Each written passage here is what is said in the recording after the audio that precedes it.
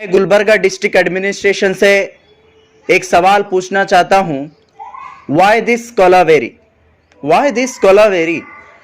जब सेक्शन 144 तोड़कर वक्फ बोर्ड के ट्रिब्यूनल का जो ऑर्डर है उसको तोड़कर 500,000 लोगों की रैली लेकर एक शासक, एक union minister government degree college के अंदर पनाह लेते, गवर्नमेंट फायर स्टेशन पर पनाह लेते अलंद के, और उसके बाद गवर्नमेंट बस स्टैंड में जमा होकर वो एहतजाज करते, लेकिन कोई उसके ऊपर बात नहीं करता, कोई उसके ऊपर एफआईआर नहीं होता, कोई उसके ऊपर कार्रवाई नहीं होती। जब इसके बारे में एसपी मैडम से सवाल किया जाता तो एसपी मैडम बोलते मैं वर्दी पहनकर बैठी हूं, यहां पर किसी का पक्षपात करने के लिए नहीं बैठी हूं बोलकर एसपी मैडम बोलते हैं।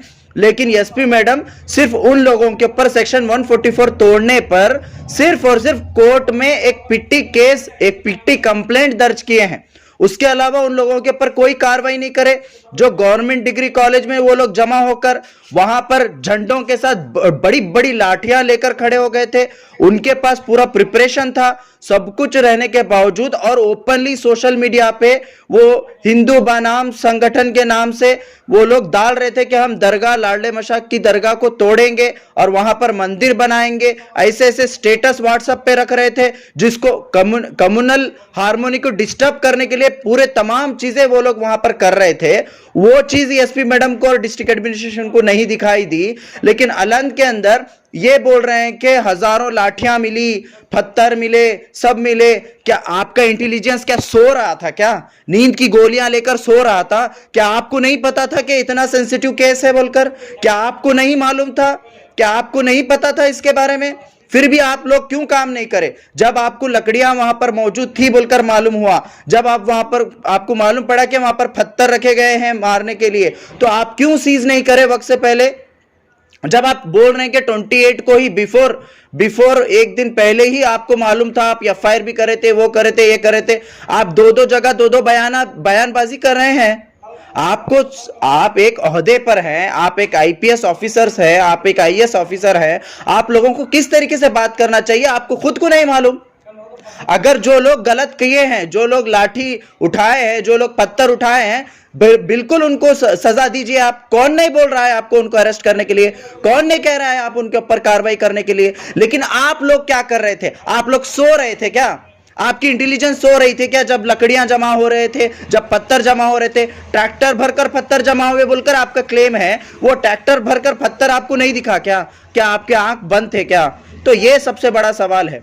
उसके बाद जो अलंद के अंदर ये बोल रहे हैं कि हम पीसफुली वहां पर सब कुछ मैनेज किए, ऑलरेडी पूरी चीजें तयशुदा थी, 10 लोगों को भेजने का तय था, यहां से 5, वहां से 5। जब ये सब कुछ तय था तो आप लोगों ने जनता को क्यों नहीं बताया?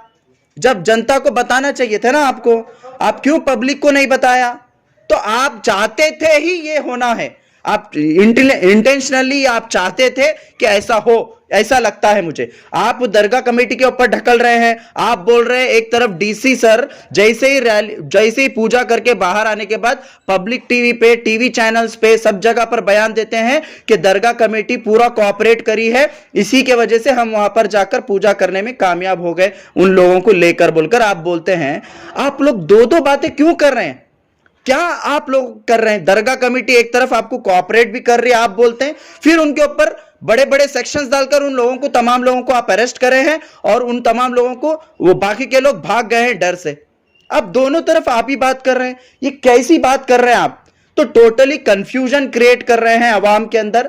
और उसके बाद जब गुलबर्गा में हम इस अरेस्ट के खिलाफ, इस जो इनोसेंट लोगों को जो अरेस्ट किया गया है और जो वहां पर इलीगल एक्टिविटी हुई है, जो सेक्शन 144 को तोड़ा गया है, उसके ऊपर जब हम एहतजाज कर रहे हैं यहां पर peacefully, democratically, doctor Baba Saheb Ambedkar के स्टैच्यू के सामने, तो आप हमारे लोगों पर 40 से 50 लोगों के ऊपर आप एफआईआर बुक करते हैं।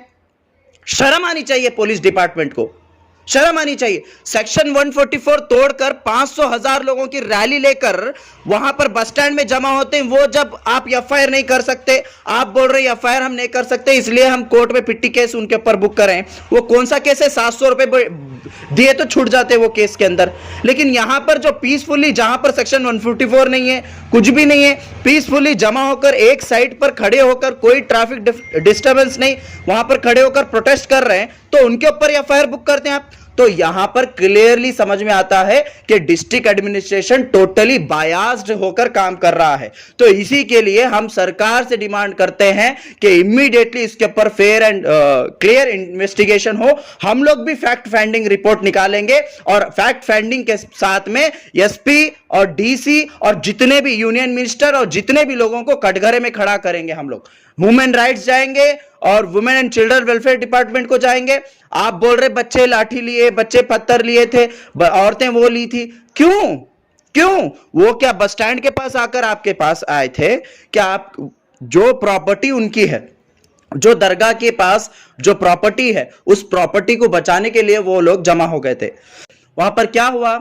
जब स्टेटस डाल रहे हैं, जब रैली निकल कर आ रहे हैं, जब सब कुछ एकदम लोगों के दरमियान में एक नफरत और एक भय का माहौल क्रिएट किया, इनको लाठी उठाने में, इनको पत्थर उठाने में प्रोवोक क्यों किए? खुद यूनियन मिनिस्टर, खुद बीजेपी के शासक, वहां के तमाम लोगों ने प्रोवोक किया। जाहिरी बात है, जो लोग अनपढ़ है, जो लोग नॉलेज नहीं रखते, वो लोग क्या करेंगे? अपने घर को बचाने के लिए कुछ ना कुछ करेंगे ना, कुछ ना कुछ करेंगे। तो आप उनके लिए क्या किया? आप लोगों ने पहले अवाम को कॉन्फिडेंस में नहीं लिया, लोगों को कॉन्फिडेंस में नहीं लिया। आप लोग समझ गए कि सिर्फ दरगाह कमेटी के चंद लोगों को लेकर या चंद जो सो कॉल्ड पॉलिटिकल पार्टीज के लीडर्स को लेकर आप समझ गए कि पूरा कॉन्फिडेंस में आ गया। क्या ऐसे आईएएस आईपीएस ऑफिसर ऐसा काम करते हैं क्या? जनता को भी आपको कॉन्फिडेंस में लेना होगा। आप लोग कब से लीडर्स के ऊपर भरोसा करना शुरू कर दिए? आप लोग कब से इन लोगों के ऊपर डिपेंडेंस होना शुरू कर दिए? वैसा है तो आप लोग अपनी वर्दी छोड़िए, अपना पोजीशन छोड़ दीजिए।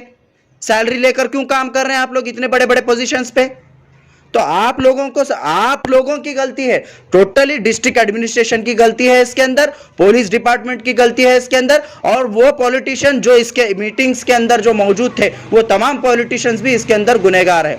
इसीलिए ये आम आवाम सफर कर रही है। मैं एसपी मैडम से और डीसी सर से यही रिक्वेस्ट करता हूं, यही डिमांड करता हूं, जिन लोगों को भी आपने इलीगली इनोसेंट लोगों को जो अरेस्ट किया है, उनको इमीडिएटली रिहा करें। हाँ, आपके पास वीडियोज हैं, आपके पास ऑडियोज हैं, जो कुछ भी हैं, आप उनके ऊपर कार्रवाई करिए।